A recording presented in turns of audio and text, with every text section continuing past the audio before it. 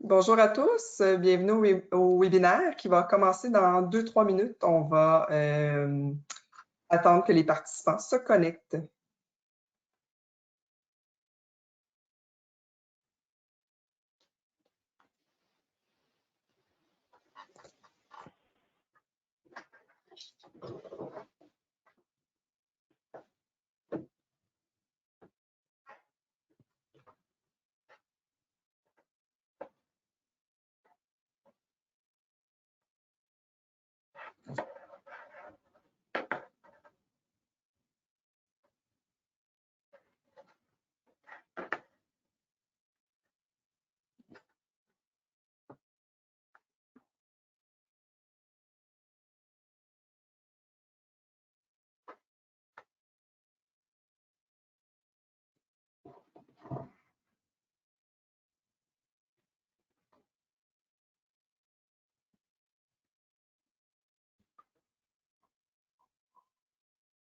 Bonjour à tous, on va commencer le webinaire. Donc, bienvenue à ce webinaire et merci pour votre présence. Mon nom est Valérie Lefebvre et je serai la modératrice aujourd'hui du webinaire qui va être présenté par mon collègue Robert Laffont.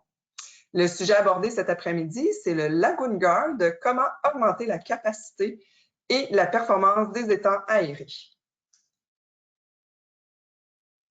Robert? Oui. Donc, comme préambule, vous devriez actuellement m'entendre. Vous avez les options sur le côté droit de votre écran. Étant donné que nous sommes nombreux sur l'appel, nous avons mis vos micros en mode silencieux. N'hésitez pas à nous écrire vos questions durant la présentation. Nous aurons une période de questions à la fin du webinaire. Vous devez aller dans l'onglet « Questions » à droite de votre écran. Si nous n'avons pas le temps d'y répondre à vos questions au cours du webinaire, nous vous répondrons par courriel ou communiquerons avec vous dans un meilleur délai possible. Au courant du mois de mai, nous avons fait plusieurs séminaires français. Il y en a 5, c'est le dernier aujourd'hui d'une série de 5, comme je disais. Vous pouvez aller les voir ou les revoir sur notre site Internet au veoliawatertechnology.ca. Nous vous enverrons prochainement par courriel une invitation pour quelques webinaires à venir en juin. Également, nous avons sur notre site anglophone au veoliawatertech.com, vous allez trouver plus de 40 webinaires que vous allez pouvoir voir ou revoir en tout temps également.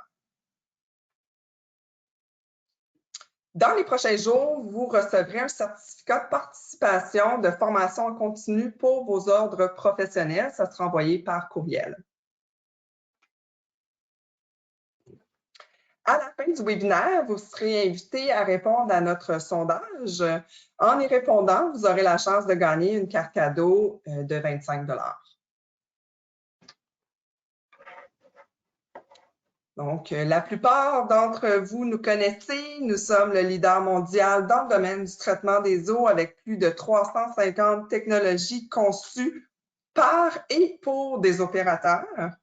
Nous offrons une ingénierie complète de solutions de traitement d'eau, ainsi qu'une gamme de services pour améliorer vos performances opérationnelles.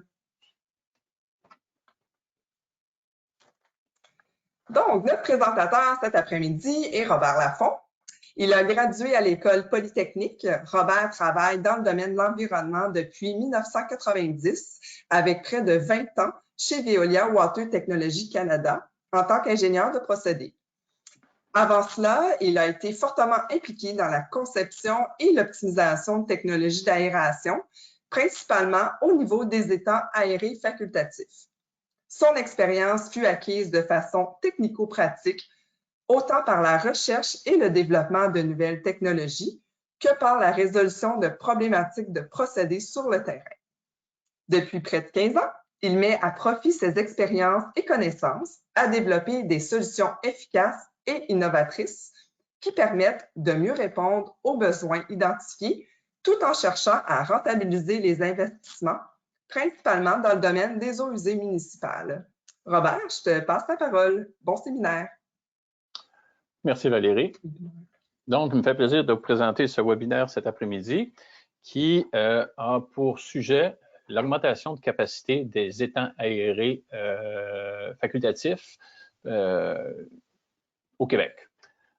Pour couvrir ce webinaire, on va tout d'abord présenter les solutions dites traditionnelles d'augmentation de capacité et ensuite vous présenter pourquoi ces solutions-là ne semblent pas être une solution optimale pour assurer la qualité de l'effluent en aval des étangs. Par la suite, on va vous présenter notre solution, le Lagoon Guard, suivi de quelques exemples, ainsi que des performances et conditions d'opération, entretien et avantages de cette technologie. Enfin, on terminera par la conclusion. Les étangs aérés, augmentation de capacité, méthode traditionnelle de conception. Les étangs aérés au Québec, on en a plusieurs. On couvre probablement au-delà de 90, même pratiquement 95% des usines d'épuration au Québec sont des étangs aérés. Qu'est-ce qu'un étang aéré? Bien, tout d'abord, c'est un bassin dans lequel on va recevoir les eaux usées de la municipalité qui sont normalement chargées en DBO, en matière en suspension, en azote ammoniacal, TKN et même phosphore. Le premier étang qui va recevoir les eaux va être destiné principalement à oxyder la DBO5 soluble. Je précise bien soluble parce que la particulaire, elle, a tendance soit à sédimenter ou va prendre beaucoup plus de temps à traiter. Donc, la fonctionnalité des étangs aérés, principalement le premier, c'est d'oxyder cette DBO5 soluble. Par la suite, il va y avoir d'autres étangs. Ça peut être 2, 3 étangs qui vont servir principalement à l'oxydation, la digestion et l'accumulation des boues produites par le procédé biologique, c'est-à-dire la biomasse active qui s'est développée. Enfin, le dernier étang va servir de bassin de polissage. Il va permettre la sédimentation des matières en suspension pour rencontrer les objectifs de traitement, tant au niveau matière en suspension, DBO, possiblement le phosphore, mais pas au niveau de l'azote ammoniacal en tout temps. La conception, le traitement conventionnel des étangs aérés, c'est régi un peu par la formule de Eckenfelder qu'on retrouve dans le guide de technologie conventionnelle, principalement au chapitre 6 sur le lagunage.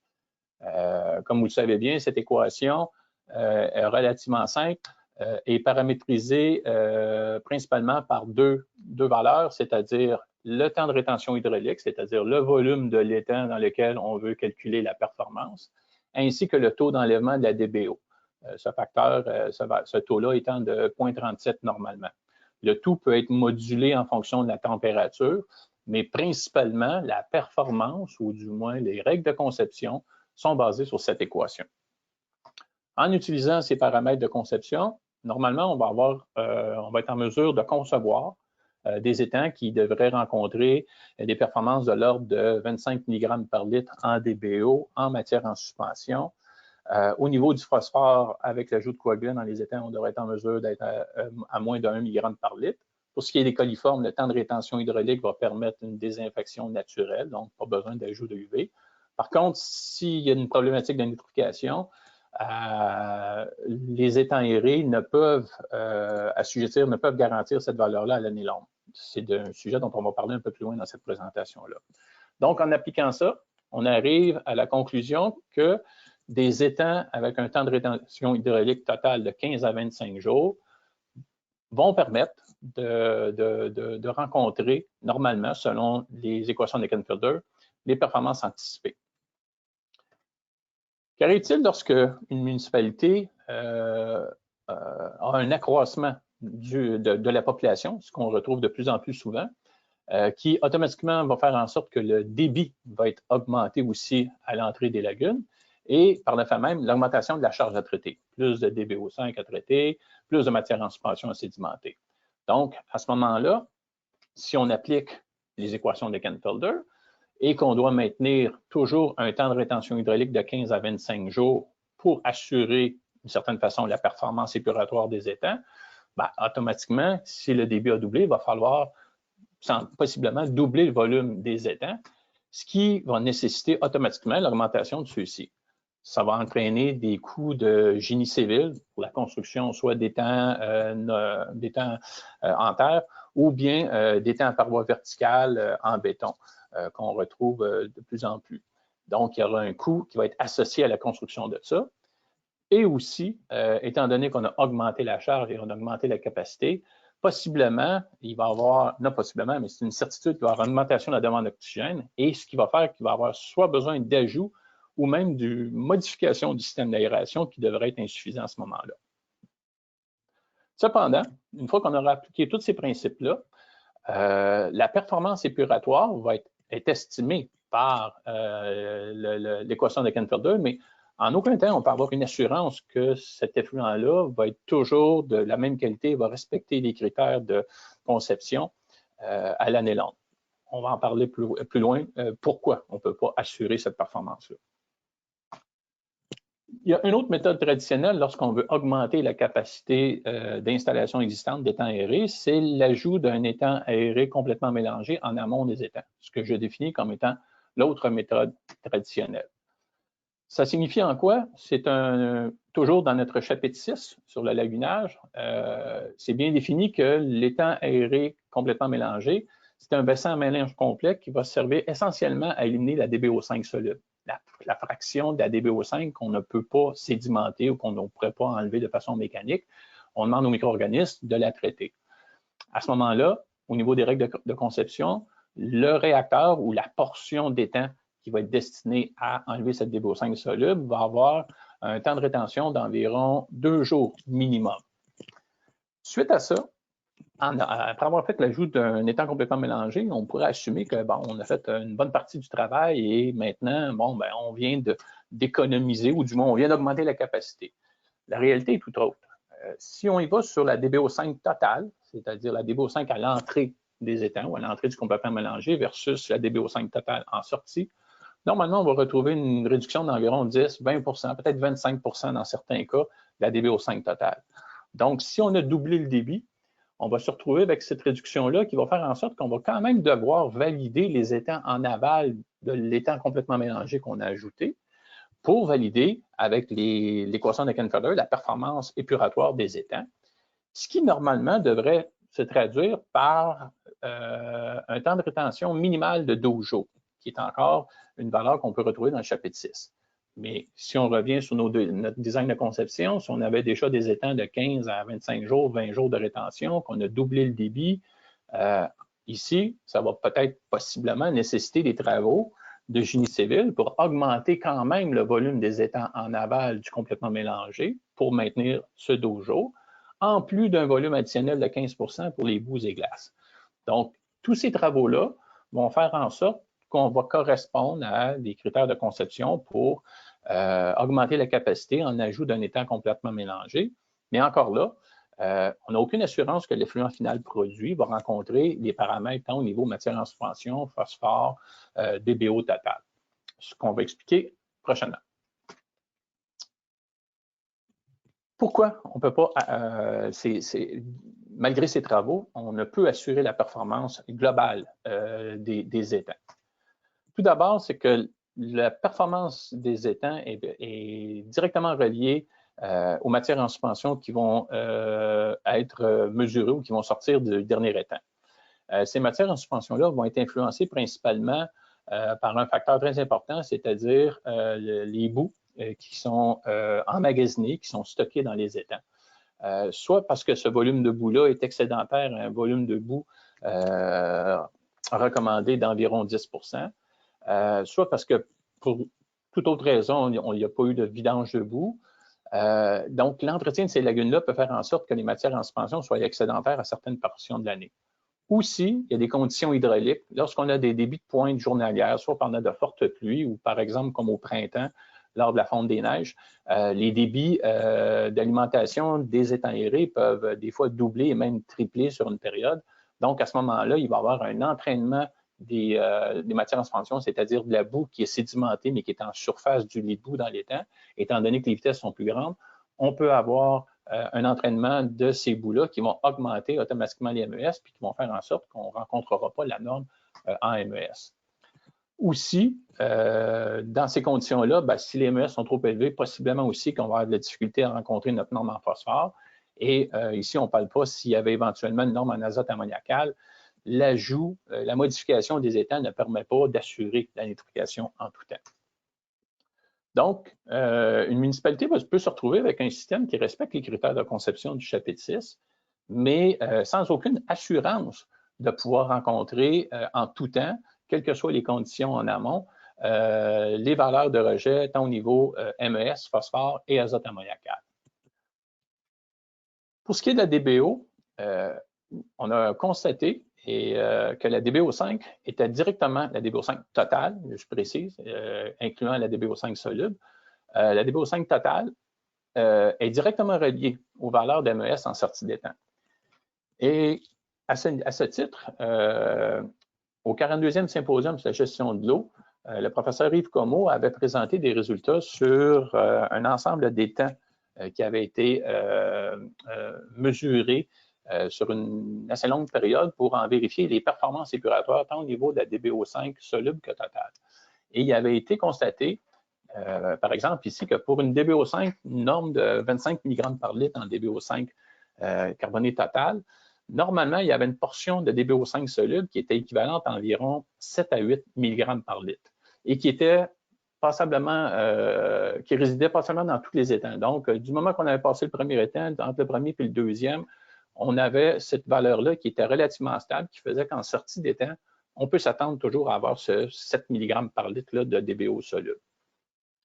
À ça, il a été constaté aussi que pour une norme de matière en suspension de 25, celle-ci était associée à une DBO5 particulière à l'effluent d'environ 18 mg par litre. Donc, les particules, automatiquement, dans les MES, on a de la matière en suspension. Cette matière en suspension-là contient une certaine portion, pour la plupart, pas pour la plupart, mais une certaine portion de DBO5.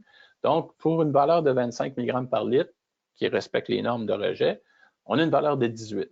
Donc, si on fait le calcul, 18 mg par litre de DBO5 particulière, plus un 7 mg par litre de DBO5 soluble, on obtient notre 25 mg par litre de DBO total. Tout est bien. Par contre, on se rend bien compte que les deux étant interreliés, du moment qu'on peut avoir un dépassement d'MES, on peut avoir automatiquement un dépassement de DBO5 total. Et si pour une raison, on a plus de DBO soluble dû à un manque d'efficacité, d'aération, demande en nitrification du moment que les eaux se réchauffent dans un étang, qui fait en sorte qu'il manque d'oxygène, il pourrait avoir un manque en oxygène, mais à ce moment-là, on peut se retrouver avec les deux valeurs MES et DBO5 qui peuvent excéder la valeur. Donc, malgré le respect des conditions de design, on peut se retrouver avec un dépassement. Donc, si en traitant, en appliquant l'augmentation de capacité, en augmentant le volume et en respectant le temps de résidence hydraulique de 15 à 25 jours ou en ajoutant un étang complètement mélangé, on n'arrive pas à assurer l'effluent final, c'est que peut-être que de traiter en amont et de s'attendre, je dirais même d'exiger une garantie de performance ou du moins d'assurer la performance en tout temps, c'est peut-être pas la meilleure solution. Peut-être qu'il faudrait travailler alors en aval des étangs aérés si on veut à la fois assurer la performance et même la garantir en tout temps. Et c'est le concept Lagoon Guard. Qu'est-ce qu'un Lagoon Guard? Un Lagoon Guard, en fait, ça va être un ensemble de composantes, ça va être une filière de traitement qu'on va placer en aval des étangs pour permettre de rencontrer la performance exigée. Si on revient sur notre scénario d'étang aéré, on a toujours notre affluent qui vient de la municipalité, mais là, si on considère qu'on a les mêmes étangs qu'au début, mais qu'on a doublé le débit et qu'on a doublé finalement la charge, ben, le premier étang va toujours faire quand même un ouvrage quand même important, c'est-à-dire qu'il va excéder ce qu'il peut oxyder avec l'aération disponible qu'il y a à ce moment-là. Donc, on va avoir une performance, mais qui va être sans doute moins grande que la performance qu'on avait initialement à la moitié du débit, au débit initial. Par la suite, les étangs subséquents vont toujours quand même faire leur fonction d'oxydation, digestion et accumulation d'éboues, mais étant donné qu'on a pratiquement peut-être doublé dans ce cas-là le débit, ben, le temps de résidence hydraulique étant moins long, ces fonctions-là vont être moins efficaces. Enfin, pour terminer, le dernier étang qui devait servir de polissage et qui sert toujours de polissage, possiblement n'aura pas des temps de rétention suffisants pour assurer la performance, toujours si on applique les paramètres de Ken-Filter. On conçoit toujours avec les paramètres de Ken-Filter qui sont principalement le temps de résidence hydraulique et les facteurs de conversion au niveau de la DBO qui ne changeront pas. Donc, à ce moment-là, on va avoir ce que j'appellerais une non-performance des étangs et on risque, en utilisant toujours les équations, de se trouver avec des effluents qui vont être peut-être de l'ordre de prédit de 45-50 mg par litre en MES et en DBO. C'est alors qu'au lieu de doubler la dimension des étangs pour arriver à faire le traitement, qu'on va ajouter une filière Lagoon Guard qui va se composer de 3 équipements principalement dont je vais vous parler. Tout d'abord, comme je le disais, la filière Lagoon Guard, c'est composé de 2 à 3 éléments, 2 à 3 procédés. Le premier, c'est le Lagoon Guard C, qui va servir principalement à la réduction de la DBO5 soluble. Donc, c'est un peu comme si on prenait la fonctionnalité du premier étang puis qu'on la plaçait en aval, c'est-à-dire ou d'un étang complètement mélangé, mais au lieu de le placer en amont, je le place en aval. On va venir éliminer, réduire fortement, pratiquement éliminer complètement la DBO5 soluble qui aurait réussi à transiter au travers des lagunes. Ça, cette solution-là, ça va permettre d'augmenter la capacité. La deuxième composante, c'est le Lagoon Guard NIT, qui, lui, va permettre, malgré qu'il n'y aurait peut-être pas d'augmentation de capacité, de nitrifier l'azote ammoniacal qui va sortir des étangs et qui pourrait être à des concentrations parfois entraînant la toxicité de l'effluent. Donc, à ce moment-là, l'ajout de cette filière-là en aval va nous permettre de rencontrer les normes les plus sévères en azote ammoniacal à l'année longue, c'est-à-dire tant en hiver qu'en été. Enfin, il y aurait le disque filter d'un élément filtrant Hydrotec qui va nous permettre de réduire les matières en suspension excédentaires, c'est-à-dire toujours selon nos paramètres de conception, on va évaluer que les matières en suspension vont excéder de temps.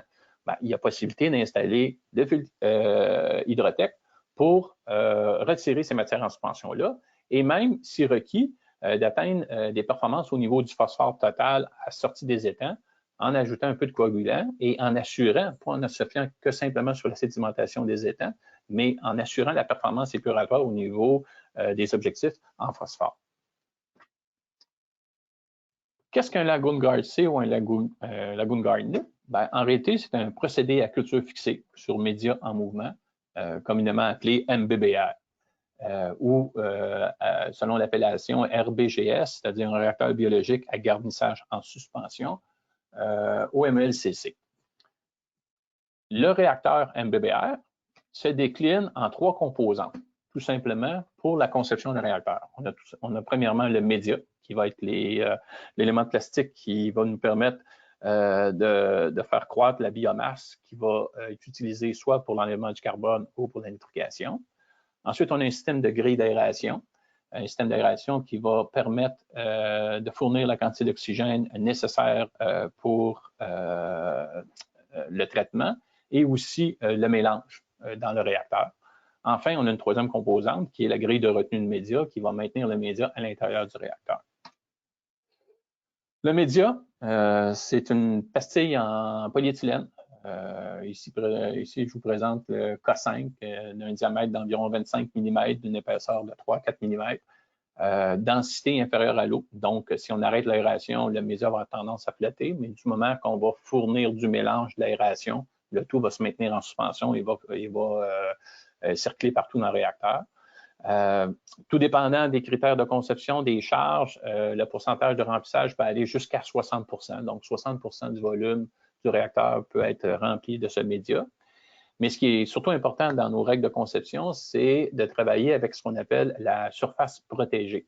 C'est-à-dire, c'est la surface qui est calculée à l'intérieur de chacune des alvéoles qui va nous permettre de fixer la biomasse et après avoir déterminé le taux de nitrification ou le taux d'enlèvement de la DBO, ben, quand on va connaître la quantité qu'on a à enlever, divisé par le taux, ça va nous définir la surface de média qu'on a besoin d'utiliser dans le réacteur. Ici, dans le cadre du média K5, on a une surface protégée de 800 mètres carrés par mètre cube. Donc, pour chaque mètre cube de média, on a 800 mètres carrés de surface à l'intérieur qui est disponible pour la croissance de la biomasse. Quand on parle de biomasse, ici, on a une photo microscopique de la biomasse fixée justement sur la surface protégée à l'intérieur du média. Les deux autres composantes sont relativement simples, c'est le système d'aération, qui sont des grilles d'aération en acier inoxydable qui sont fixées au plancher. Ici, on peut voir des grilles, à savoir si on a la nourrice d'air et nos diffuseurs qui vont permettre de diffuser notre air. On va produire des bulles qu'on dit de type à grosse bulle. Le diffuseur, c'est tout simplement un latéral, une tuyauterie latérale dans lequel on va avoir des perforations de 4 mm à la base qui vont permettre de diffuser l'oxygène, l'air, partout dans le bassin. On a une couverture qui permet de couvrir 80% de la surface du bassin, ce qui assure à ce moment-là un bon mélange partout, puis aussi qu'on n'a pas de zone morte à l'intérieur du réacteur. D'autres composantes, c'est les grilles de retenue de médias, qui sont un genre de moustiquaire géant qui va faire en sorte qu'on va maintenir le média, c'est-à-dire les pastilles plastiques vont rester à l'intérieur. Par contre, les eaux vont s'écouler librement, soit d'un réacteur à l'autre ou du réacteur à la prochaine étape de traitement. Les ouvertures, comme vous le voyez ici, dans le cadre d'un projet avec du K5, les ouvertures sont de l'ordre de 15 mm, donc les ouvertures étant plus petites que le média va rester à l'intérieur. Par contre, toutes les boues produites ou tout ce qui peut être biologiquement assimilé à l'intérieur du réacteur, qui peut être transformé en solide, va sortir au travers de ces orifices-là. Particularité, tous ces équipements-là sont tous en acier inoxydable, 304 ou 316, et il n'y a aucune pièce mobile à l'intérieur du réacteur. Il n'y a aucune vanne, il n'y a aucun clapet, on n'a pas de diffuseurs à membrane qui vont nécessiter soit un entretien ou un remplacement des membranes. Toute la mécanique qui est à l'intérieur du réacteur, c'est des pièces en acier inoxydable avec aucune pièce mobile. Ce qui fait qu'il n'y a aucun entretien qui est requis à l'intérieur du réacteur. Aucun entretien. On a, à titre d'exemple, on a une installation au Québec qui roule depuis pratiquement 15 ans maintenant et il n'y a eu jamais d'entretien qui a dû être fait ou de vidange qui a dû être fait dans le réacteur pour aller entretenir ces composantes-là. L'autre composante, qui n'est pas vraiment une composante du réacteur, c'est le réacteur par lui-même, c'est le volume, le bassin dans lequel on va le concevoir. Tout dépendant des applications, pour des petits débits, des petites municipalités de l'ordre de 1000 à 1200, disons, mètres cubes d'eau et moins par jour, on peut fournir une solution LagoonGuard, NIT ou carbone, ce qu'on appelle en format préfabriqué. Ça peut être soit un réservoir en fibre de verre dans lequel on va assembler toutes les composantes qu'on a vues auparavant, soit les grilles d'aération, les grilles de retenue de médias, l'instrumentation. Donc, tout ce qui reste à faire, c'est de positionner le réacteur par l'entrepreneur au site. Et normalement, une fois que c'est fait, on peut faire les branchements d'eau, les branchements d'air, et le système est prêt à démarrer. Donc, en l'espace de quelques jours, une semaine, 2 semaines, le système est opérationnel. On peut aussi y aller avec des réservoirs préfabriqués en béton, dans lesquels on va faire la même chose, on va installer tous nos équipements qui vont être prêts à opérer. Pour des débits plus importants, lorsqu'on parle de 3000, 4000 mètres cubes, à ce moment-là, on va y aller avec des réservoirs que j'appellerais en béton coulé sur place, qu'un entrepreneur va excaver, faire le coffrage, et dans lequel on va installer nos équipements qui auront déjà été préassemblés en usine. Normalement, le dimensionnement de ce réacteur-là va être fait conjointement entre nous et le consultant qui a réalisé ces travaux. Le volume de ce réacteur-là peut être très grand. On a fait des réacteurs correspondant à des débits de 30 000, 40 000 mètres cubes d'eau par jour. Il n'y a pas de limite au dimensionnement du réacteur. Si, et ça c'est la troisième composante, si par contre, dans cette application-là, on a une problématique, comme je disais, de matière en suspension, c'est-à-dire que soit par l'équation de Canfielder, les performances anticipées globales ne sont pas suffisantes, ou des pointes saisonnières, trop d'accumulation de boue et qu'il y a des dépassements de matière en suspension, à ce moment-là, on va ajouter dans notre filière une filtration sur disque de type Hydrotech qui va permettre de retirer ça. Une autre application pourrait être aussi dans le cadre d'un projet où il y aurait une très forte demande de nitrification. Encore là, c'est un projet qui avait des performances épuratoires relativement bonnes, 20 à 25 d'MES, mais avec une très forte charge en azote ammoniacal à nitrifier. Il est possible que dans certains cas, la production de biomasse nitrifiante va faire en sorte qu'on va excéder la valeur de 25 mg par litre. À ce moment-là, l'ajout de cette filtration-là va non seulement nous permettre de rencontrer cette valeur-là de 25, mais possiblement de faire beaucoup mieux que ce que l'étang faisait auparavant, même avant nitrification. Enfin, s'il y a une norme de phosphore totale contraignante, on sera capable d'ajouter cet élément-là pour l'enlèvement du phosphore. Je vous invite, si vous voulez plus d'informations sur cette composante-là, à revoir une présentation webinaire qui a été faite, je crois, il y a environ 3 semaines, sur la technologie Hydrotech, dans laquelle vous retrouverez toutes les informations intéressantes, soit sur le dimensionnement, les performances et l'opération de ce filtre. 3 scénarios envisageables pour le Lagoon Guard. Le premier scénario, toujours en utilisant les composantes que je vous ai présentées, on se retrouve dans un scénario où est-ce qu'il y a une municipalité, augmentation du débit, accroissement de la population, nouveau développement. Donc, globalement, on se retrouve avec possiblement peut-être même un débit qui va doubler dans les prochaines années, d'où l'intérêt de refaire ou de redimensionner les étangs actuels. Pas de contrainte au niveau de l'azote ammoniacal, simplement au niveau matière en suspension, DBO et phosphore.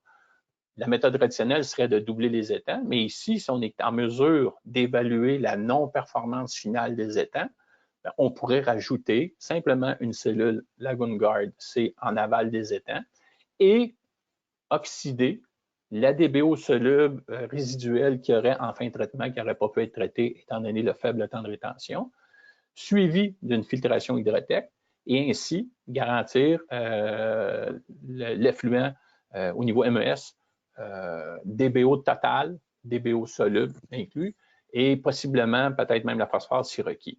Donc, cette solution-là, c'est une solution qui est économique en comparaison d'une construction de nouveaux étangs, à savoir s'il fallait doubler le volume d'étangs pour aller chercher un 25 jours, en admettant que le temps de résidence hydraulique est réduit peut-être à 10, 12, 13 jours, ben, vos modèles d'Eckenfelder vont prédire quelle sera la non-performance des étangs et on va complémenter avec un Lagoon Guard C en aval.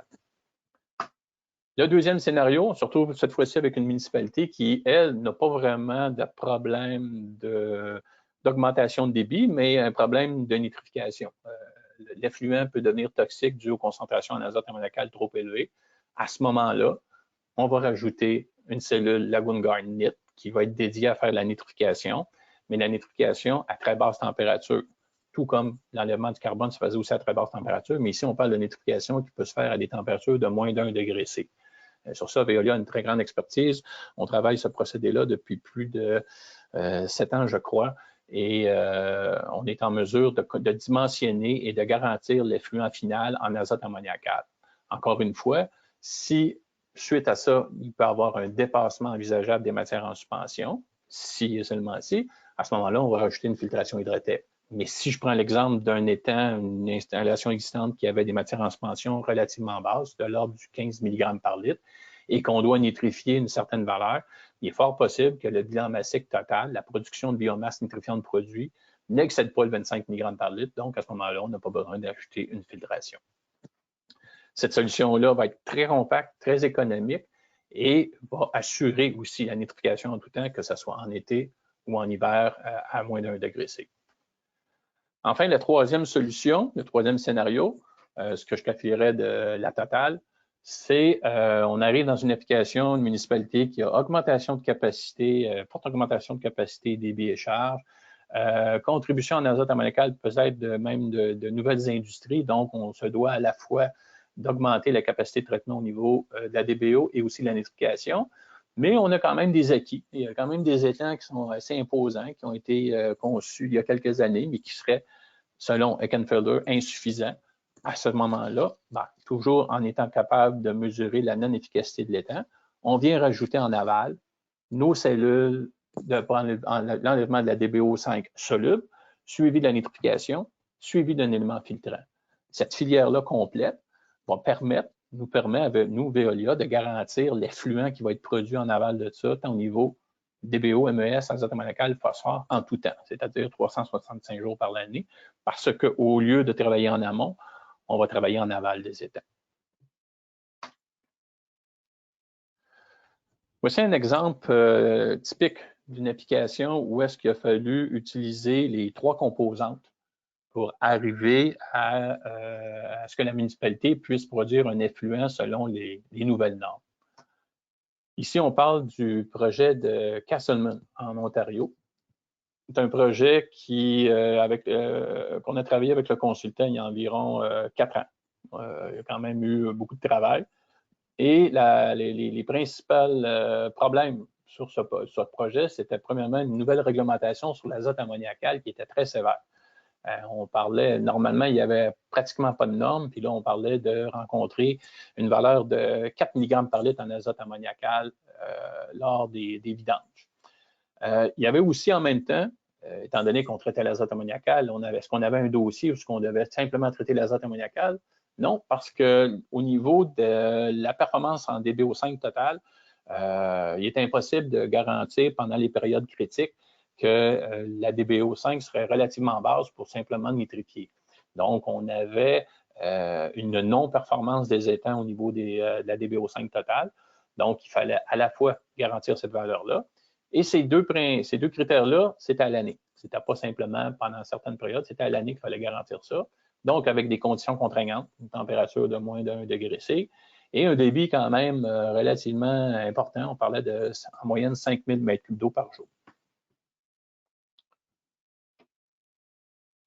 Donc, si on vient voir à quoi ressemblent les étangs de Castleman, vous constaterez qu'ici, dans plusieurs projets en Ontario et dans les prairies, on a ce qu'on appelle des étangs de stockage. Ils vont emmagasiner l'eau pendant une certaine période et ils vont avoir des décharges saisonnières, 3 ou 4 décharges saisonnières, comme c'est le cas ici pendant environ 6 à 8 semaines, dans lesquelles ils vont décharger les eaux. Donc, on voit qu'on a les bassins de stockage. Et ici, il y avait un étang qui est toujours existant, un étang aéré, qui permettait de faire le polissage et quand même d'atteindre les performances normalement exigées. Mais comme je vous disais, avec le resserrement de la qualité de l'effluent plus restrictif, la norme en azote ammoniacal est impossible à rencontrer et DBO. Donc, la filière que nous avons proposée, c'est le scénario numéro 3, qu'on a installé, qu'on a installé en aval des étangs, c'est-à-dire on a traité la DBO5 soluble, la nitrification et le polissage. L'ensemble de la filière occupe environ l'espace ici, de cet espace-ci à côté du bâtiment existant. Ça, c'est le nouveau procédé qui permet de garantir l'effluent produit par cet ensemble d'étangs-là. Physiquement, ça ressemble à quoi? Ben, on avait 2 trains. Il était demandé par la municipalité d'y aller avec 2 trains, ce qui change pratiquement rien au niveau de la conception, à part d'ajouter un mur, parce qu'au niveau du volume de médias total, c'est le même divisé en 2, les grilles d'aération sont divisées en 2. On avait 2 trains, et on peut remarquer qu'à l'entrée, on a toujours notre réacteur qui est de Lagoon Guard C, qu'on appellerait, qui va enlever la DBO5 ou diminuer la DBO5 soluble à des valeurs minimalistes, qui vont faire en sorte que par la suite, le mécanisme de nitrification va être optimisé pratiquement à 100%. Il ne sera pas handicapé par une DBO5 présente dans l'eau. Donc, cette filière-là permettait de produire un effluent qui rencontrait à la fois la DBO5 soluble et l'azote ammoniacal. Le tout filtré par un hydrotech nous permettait aussi, à la fin, de rencontrer des normes tant au niveau de la DBO totale que de l'azote ammoniacal. Et des MES, excusez. Ici, on a une vue aérienne pendant la mise en eau du réacteur qui s'est faite il y a quelques semaines. Donc, on peut voir ici une première composante qui est le premier réacteur de chacun des 2 trains, qui est le Lagoon Guard C, qui est plus petit, qui est adressé uniquement à l'oxydation de la DBO soluble, mais ça à des températures très fortes. On parle de température de 1 degré C en hiver, suivi du Lagoon Garnet, qui est beaucoup plus gros, qui permet la nitrification. Par la suite, les eaux sont collectées dans ce collecteur-là et s'en vont de façon gravitaire dans le filtre hydrotech qui est situé dans ce bâtiment-là. Excusez. Donc ici, on voit ici le massif de béton qui est quand même imposant, mais on parle quand même de 5000 m3 d'eau par jour à traiter. Donc, comme je disais auparavant, si les débits sont beaucoup plus importants, on y va avec des ouvrages coulés sur place. Pour un débit, on pourrait faire la même chose pour un débit de moins de 1000 m3 d'un étang qui serait non performant en y allant avec une filière DBO et ensuite une nitrification. Et ça pourrait se faire aussi dans un réservoir préfabriqué en fibre de verre qu'on installera en aval des étangs. qui ne nécessiteraient pas ces ouvrages-là. Ici, dans le bâtiment, on retrouve les surpresseurs dédiés au procédé, ainsi que le filtre Hydrotech, équipement de dosage, panneau de contrôle, instrumentation. Et à vrai dire, ce bâtiment-là, présentement, est peut-être 2 fois plus gros que ce qui serait nécessaire parce qu'il y a quand même des bureaux qui ont été mis à l'intérieur, des choses qui sont dont la ville a bénéficié à installer dans ce bâtiment-là. Mais au niveau de la surface qu'on aurait d'équipement, ça l'occuperait environ la moitié. Pour ceux qui veulent savoir, ce bâtiment bleu-là, en réalité, c'est une station de pompage qui est installée pour pomper les eaux de l'étang, étant donné que le profil hydraulique ne permettait pas, puis était relativement loin, l'alimentation directe.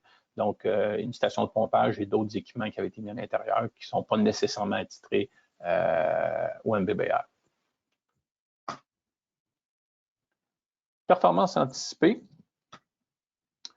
Donc, si on veut concevoir ce système-là, on va toujours au niveau des conditions de conception, exiger, demander, questionner auprès des consultants les conditions les plus contraignantes en aval des étangs, à savoir, normalement, que ce soit un Lagoon Guard C ou un Lagoon Guard NIT, on va vouloir travailler avec des températures de l'ordre du 1 degré, inférieur à 1 degré C. Donc, toutes nos cinétiques vont être ajustées à cette température-là. Ensuite, au niveau de la DBO5 totale, la DBO5 soluble, les matières en suspension, on va demander d'obtenir les concentrations maximales, c'est-à-dire, en bon français, les worst case, les pires scénarios, et connaître à peu près à quelle période de la saison. Est-ce que le pire scénario est en hiver, est en été? Ça va influencer sur le dimensionnement final du système.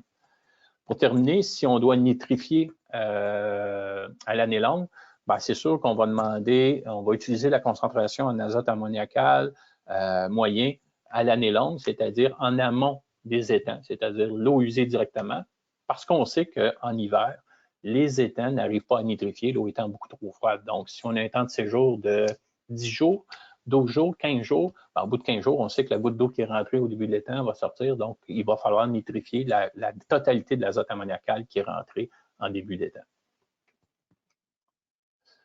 Les performances, au niveau du Lagoon Guard C, enlèvement du carbone, seulement, on va avoir une DBO5 soluble qu'on va garantir pratiquement inférieure à 3 mg par litre, qui est la valeur détectable au niveau des analyses. C'est difficile de détecter en bas de ça. Mais on répète que cette valeur-là est garantie, supposons, pour une température très froide. Donc, du moment que les eaux vont se réchauffer, on peut dire qu'il n'y a plus de traces dans l'eau. Donc, le Lagoon Guard, au niveau de la DBO soluble, va l'éliminer. Au niveau de l'azote ammoniacal, même chose. Normalement, en bas de 5 mg par litre, on peut aller jusqu'à 1 si requis. Par contre, on sait pertinemment bien que 5 mg par litre, il n'y a plus de toxicité dans l'eau. Si on fait le test avec les poissons de 96 heures, la mortalité, il n'y a aucune mortalité. On a répété ce test-là à plusieurs reprises dans toutes nos installations, les tests qu'on a fait avec les municipalités pour prouver l'efficacité du système. À tout moment, avec une concentration de 5 mg par litre, il n'y a pas de toxicité dans l'eau, principalement due à l'azote ammoniacal. Si on ajoute la filtration Hydrotech, là, à ce moment-là, on est en mesure de garantir jusqu'à des 10 mg par litre en matière en suspension. DBO5 total aussi, parce qu'elle est reliée aux matières en suspension. Si j'ai éliminé la DBO soluble, on est capable de garantir des valeurs de l'ordre de 10. Et le phosphore, on pourrait aller jusqu'à 0,3 mg par litre au niveau du phosphore avec cette filière complète-là. À titre d'exemple, dans le cadre du projet de Castleman, les exigences de rejet étaient une DBO5 totale de 10 mg par litre, des matières en suspension de l'ordre de 15, l'azote ammoniacal, comme je le mentionnais, à 4 mg par litre, et le phosphore était moins contraignant, à 0,8. Avantage, opération entretien avantage de ces filières de traitement-là. Au niveau du Lagoon Guard, c'est un MBBR, donc comme on mentionnait, au niveau opération entretien, il n'y a aucun entretien au niveau des internes du réacteur, c'est-à-dire les grilles d'aération, les grilles de retenue de médias. Il n'y a aucune pièce de mobile de remplacement, donc on ne peut pas dire qu'à tous les 5 ans, il va falloir quand même remplacer des pièces. Le matériel acier inoxydable nous assure d'une très grande longévité du système. Et le média, il y a une durée de vie de plus de 20 ans, comme on dit au niveau garantie. On est capable de garantir ça. Pourquoi? Parce qu'on a des installations en Suède qui date pratiquement de 30 ans maintenant avec le même média, puis il n'y a pas eu d'attrition de média et c'est toujours le même média qui est dans le réacteur. Donc, durée de vie. Si on vient sur notre exemple au Québec, pratiquement 15 ans avec le même média sans aucun changement.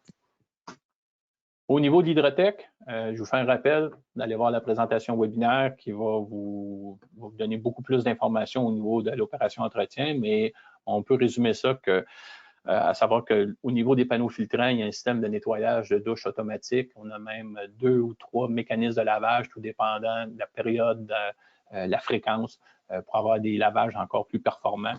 Tout ça se fait automatiquement.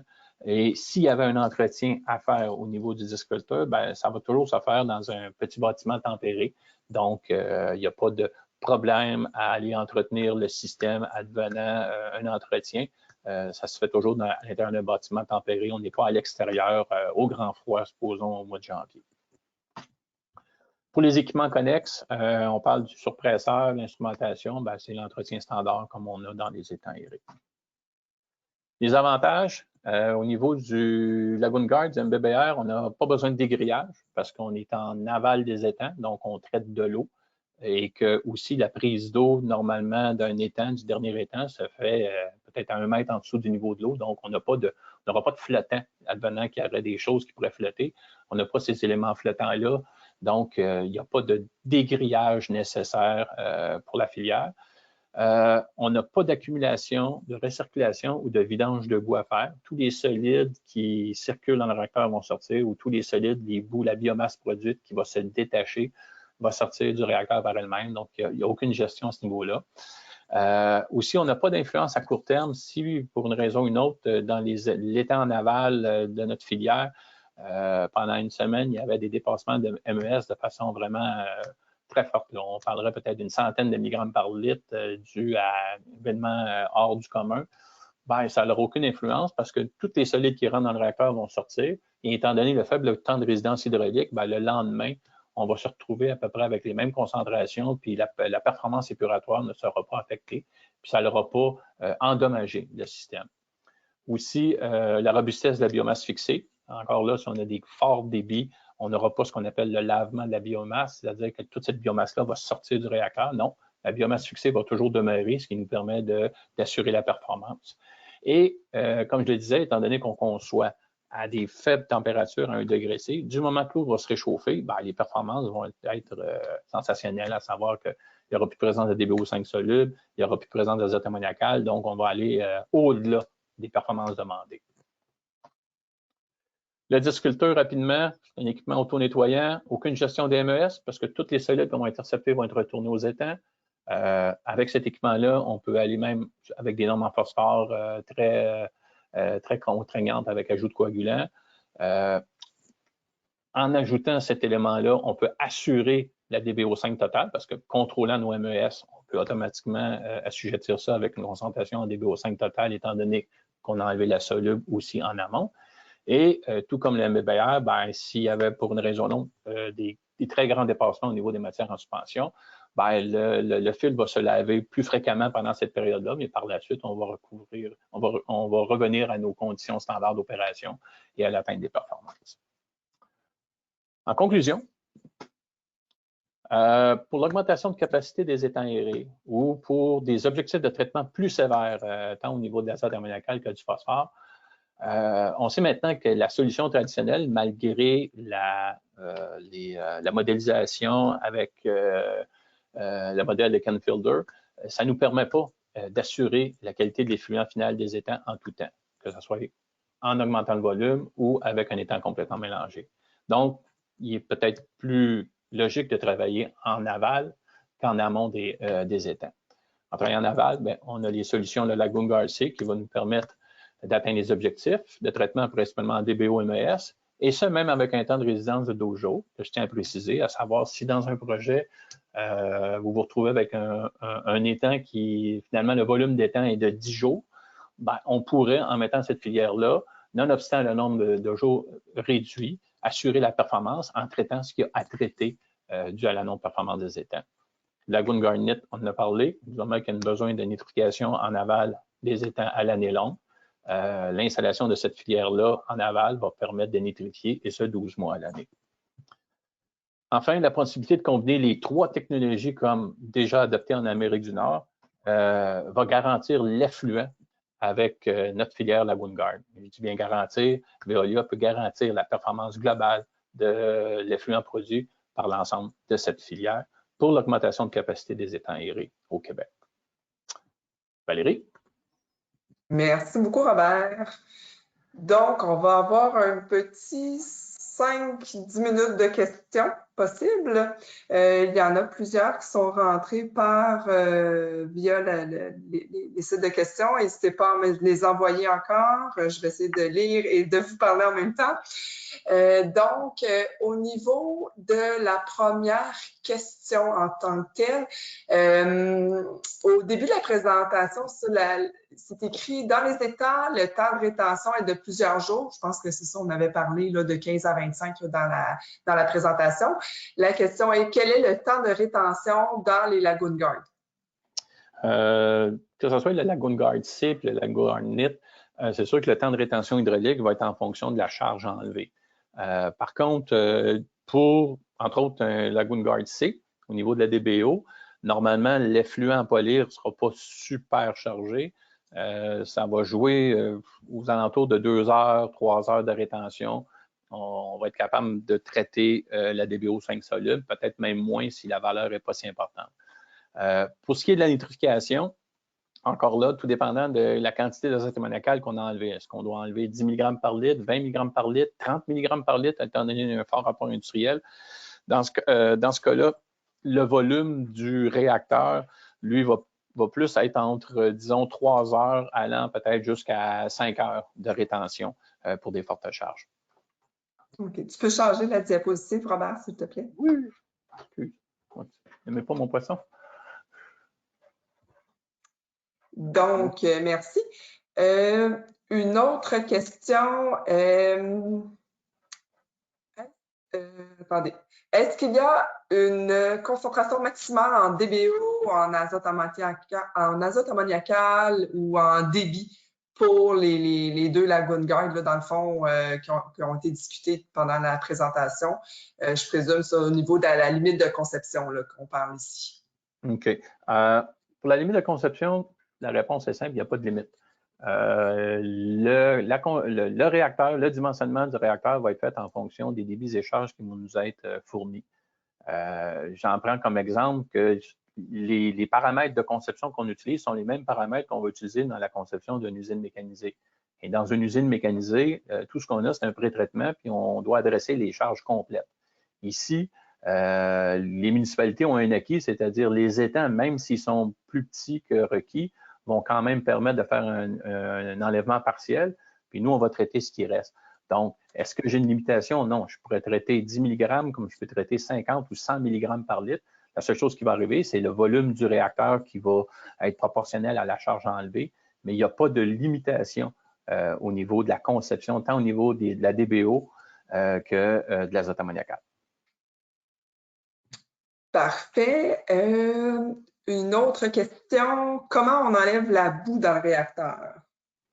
C'est facile. Il n'y a aucune boue qui s'accumule dans le réacteur. Parce que, étant donné que c'est un bassin qui est complètement mélangé, premièrement, tout est en suspension. Donc, il n'y a pas d'accumulation de boue qui se fait dans le fond du réacteur. Encore là, j'en prends un exemple. Notre réacteur qui est installé depuis 15 ans, il n'y a jamais eu de vidange de boue. Aussi, c'est que les concentrations à l'intérieur de ce réacteur-là ne sont pas très élevées. Si on pense à une boue activée qui peut être à, je ne sais pas, 3000, 4000 mg par litre, puis qui peut avoir une certaine forme de sédimentation, ici, on va travailler avec une concentration qui va être similaire à la concentration de l'affluent. Donc, si on a 150 mg par litre de matière en suspension, dans mon réacteur, je vais avoir environ 150 mg par litre de matière en suspension, plus la biomasse produite par l'oxydation de la DBO, moins ce qu'on appelle l'hydrolyse, une partie qui va être hydrolysée. Donc, on est toujours dans des concentrations de l'ordre de 100, 150 mg par litre, par exemple. Et cette concentration-là étant tellement faible et avec l'intensité de mélange et d'aération qu'on a à l'intérieur du réacteur, les particules qui vont se former ou qui vont être produites vont sortir au fil de l'eau. Donc, il n'y a pas de gestion. C'est pour ça qu'on dit qu'on n'a pas de gestion de boue, on n'a pas d'âge de boue, il n'y a pas toutes ces contraintes-là. C'est un peu comme un étang, mais avec aucune production. Parce que les solides vont être évacués dans le prochain réacteur ou vont être évacués dans la prochaine filière. Et comme je le disais tout à l'heure, tout dépendant des concentrations à l'entrée en MES, il peut être nécessaire d'ajouter un élément filtrant, ou en d'autres cas, si c'était simplement l'identification, on n'a peut-être même pas besoin. On fait juste l'identification. Mais ce qu'il faut retenir, c'est qu'il n'y a aucune accumulation de boue qui se fait à l'intérieur de ce système-là. Parfait. Merci beaucoup à tous. Je pense qu'on va conclure là-dessus. Il y avait encore quelques petites questions. On va vous revenir personnellement dans les prochains jours, là, assez rapidement. Merci beaucoup à tous les participants et n'oubliez pas de répondre à notre sondage. Et puis, ce fut un plaisir de vous préparer ce webinaire-là et en vous souhaitant une très belle fin de journée. Merci beaucoup. Au revoir.